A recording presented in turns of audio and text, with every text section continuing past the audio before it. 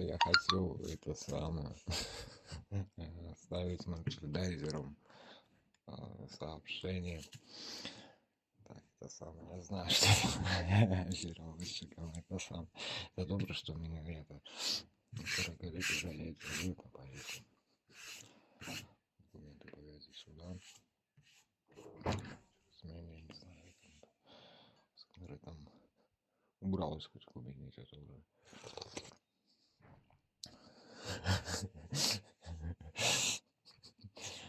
Это фикусы повяли. Ну, по законнику, блядь. А то, что я хотел сказать. Ну, да, еще я какую-то херню проветрил, взял какие-нибудь. Когда в этом кабинете зелень. В этом. Что хотел сказать. Да, жалко ли. У Кайли отжал кабинет, короче, брюсселевский. Я думаю, она не против. Она все равно тут не появляется. Так. Что хотел сказать. Да. Ну, по мишени все равно надо. Ингрид тоже сказала, не будет мне это самое. По полной заразил. Что же я хотел сказать в этом плане по поводу этой. По поводу пересмотра. Маршрутизером оставил совершенно ставить. Так, и остановлюсь на этом. Если у Калюжна там маршрутизеры кричать, я там, мы, у нас зерна богато, мы все накормим, там с Польшей, там это самое тоже. Не забывайте, первые ураганы, потери большие, весна была плохая. Не забывайте, минус. Не забудьте, сколько вы сели. Я говорил тоді, як Лукаша на чаепитии. Приводи по сельскому хозяйству, добавляй, корректируй пшеницу и это все. Перед посевной всегда. Не глядите, я маршрутизеры там и это. А заставляйте их. Чтобы баланс был ресурса. А то они толпой накидываются, а взяли всю кукурузу засеяли.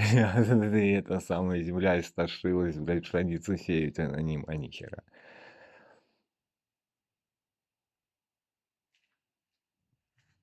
Так я понимаю, что як он там, вот, к примеру, так, он глядел Особинский, это, ой, не Особинский, а Смолявичевский, так. Я же знаю директоров их, и этих, и неплохо. Хаммер там это Вишневыша не убил, и он свой. Да так, совершенно. К чему говорю? Намекаю. Nissan там и этой работы ездишь.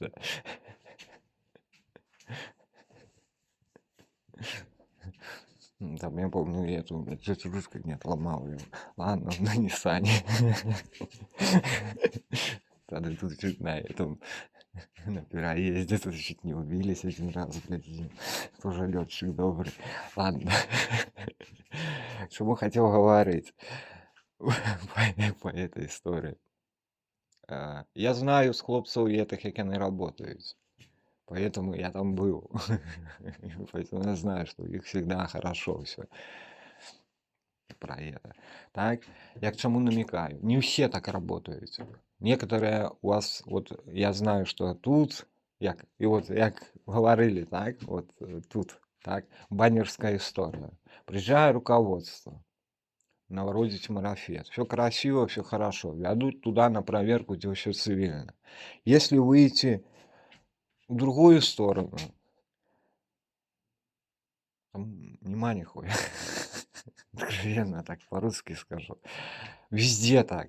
И в Европе так, и в России так, и в Белоруссии, и в Польше так, и в Украине. В Украине вообще, як кто и говорил, там под Львовом по дороге его едешь от границы, половина бурьяна, где-то поселки это. Я же говорю, вот Илон обижался на меня. И он взял, и они отняли в прошлые годы, обанкротили своих, вот Украина, обанкротили своих. Все молчали, потому что выгодно своих поддержать производителей, так, на это украинский дебош, так. Но хохла мозги якія? Так? Людзі, к чаму гавару? Яны под нужды ВСУ забрали, вырвали деньги с оборота у своих фермеров на Украине. Так? Фермер продае зярно сваё і это самае. А як ён, если грошай няма? Няма ні техніку і это. Яны абанкроцілі палавіну. Где-то кто-то что-то посеял, половина распродавала, все уехала в Европу, потому что то бомбять, не знаешь, риск большой. Сегодня то во время конфликта побьют, то посевы, то по это, то приедут завтра Зеленские отнимет. Разница. А солярку за свой счет купляй, а зерно отберуть все под ноль, а что в землю кидать? То есть нема ничего. Их 70-60% они сами обанкротили. Обвиняй Россию, не Россию, и это. Но по факту. Дешево сердито, прошлые годы они сделали поставку. И они в этом году подали по этому маркеру, по этой алгоритму подали на Белый дом. Ладно, там Белый дом, не знаю, там и они там посчитали, все хорошо, прежние поставки и это. Но опять же, я учитал, что катаклизмы прошли. Так? Потом учитал то, что нема нічого. У хлопців, я больше хлопців, вот як угольная шахта отжимали. Спросил, там, говорю, забойщики бывшие на линии фронта у погонах. Спросил по факту, что там у этих. А потом будем спорить. Вышли хлопцы, поговорили там с фронтовиками, где на линии фронта бывшие рабочие этих угольных шахт этих. Поспрашивали, говорю, что там? А там, говорю, уже нема ничего, выбрали. Уже и драться за их нема чего стоит. Все. И решили вопрос мирно, спокойно. Пустые. Так и там. Приехал, я это отдам. Теперь про мерчендайзера из Беларуси. У тебя градка, у тебя 2 сотки. Ты 8 миллиардов рыл не накормишь. Они съедят, если выкинуть на стол, то из Беларуси одни поставки, они за месяц их съедят. Оптовые поставки с Брюсселя я могу только сделать куды? На Красный Крест, на какие-то мероприятия, на вооруженные силы могу только выписать от Аляски, закупить. Но у меня же свои производители. Я таки пункт. Каждое это закреплено собственным производителем внутри семьи. Если нехватка, там, допустим, ураган побил, нема урожая, или засуха, или еще что-нибудь, тогда я могу таки взять под это право где-то с каких-то другого региона. Так? Вот как мы распределяли вот эту сделку летнюю, потому что ураганы и это, и пересезонка, и мы закупали у Европы, я подавал на Европу на 200 миллионов заказ.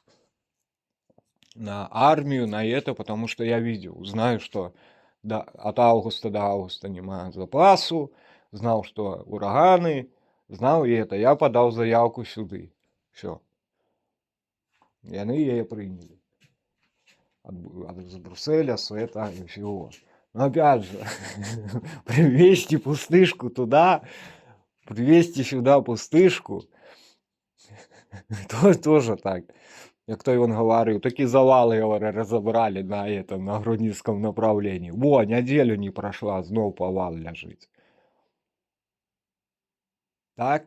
Тут же что же так? Ну, пол Франции спалил. Я с Польши, с Украины привезу. Бурьяну, блядь, левяды.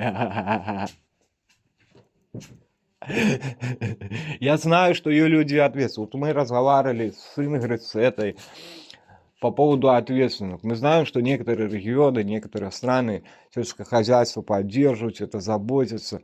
И там и вот такая более ответственные люди. Более ответственные страны, более ответственные лидеры, которыми можно положиться. Но опять